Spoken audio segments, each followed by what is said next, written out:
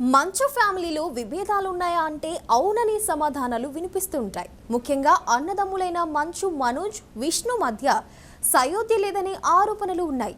అన్నదమ్ముల తీరు కూడా ఈ ఆరోపణలు నిజమే అన్న సందేహాలను కలిగిస్తున్నాయి. తిరుపతిలో ఉన్న మంచు మోహన్ బాబు యూనివర్సిటీలో ప్రస్తుతం ఆందోళనలు జరుగుతున్నాయి. యూనివర్సిటీలో ఫీజుల వసూలు మోహన్ బాబుకు నెగిటివ్ ఇమేజ్ను తెచ్చిపెట్టాయి. ఎంబీయూ యూనివర్సిటీలో ఫీజులు, ఇతర ఛార్జీలు ఓ రేంజ్లో ఉన్నాయంటూ విద్యార్థి సంఘాలు, పేరెంట్స్ అసోసియేషన్లు ఆగ్రహం వ్యక్తం చేస్తున్నాయి. మంచు మోహన్ బాబు అనగానే క్రమశిక్షణకు మారుపేరు అని ఇండస్ట్రీలో చెప్తుంటారు. అయితే ఆయన యూనివర్సిటీ మాత్రం క్రమశిక్షణతో మెలగడం లేదన్నది అక్కడ చదువుతున్న విద్యార్థుల వెర్షన్. దీంతో అక్కడ ఆందోళనలు కూడా జరుగుతున్నాయి.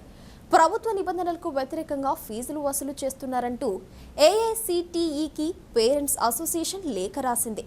యూనివర్సిటీలో పెద్ద మొత్తంలో ట్యూషన్ ఫీజులు, బిల్డింగ్ ఫీజులు, ఐటీ ఫీజులు వసూలు చేస్తున్నారంటూ పేరెంట్స్ అసోసియేషన్ లేఖలో పేర్కొంది.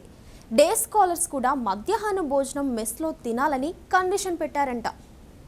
ఇప్పుడు ఈ నిబంధనలకు వ్యతిరేకంగా మోహన్ బాబు యూనివర్సిటీలో ఆందోళనలు జరుగుతున్నాయి. ఇక ఈ అంశంపై మంచు, మనోజ్ స్పందించిన తీరు భిన్నంగా ఉంది. నాన్నగారు మంచి మనిషి అంటూనే విద్యార్థుల ఆందోళనకు ఎక్స్ వేదికగా ఆయన మద్దతు ప్రకటించారు. విద్యార్థులు, తల్లిదండ్రులకు తన సంపూర్ణ మద్దతు ఉంటుందంటూ మనోజ్ పేర్కొన్నారు.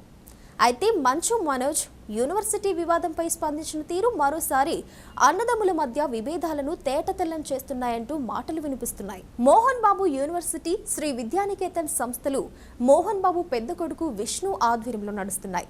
తమ విద్యా సంస్థలపై ఆరోపణలు వస్తే ఖండించవలసిన మంచు, మనోజ్ అలా చేయకుండా ఆందోళనలు చేస్తున్న విద్యార్థులకు, తల్లిదండ్రులకు మద్దతు తెలపడంతో ఫ్యామిలీలో విభేదాలు నడుస్తున్నాయనే చర్చ నడుస్తోంది.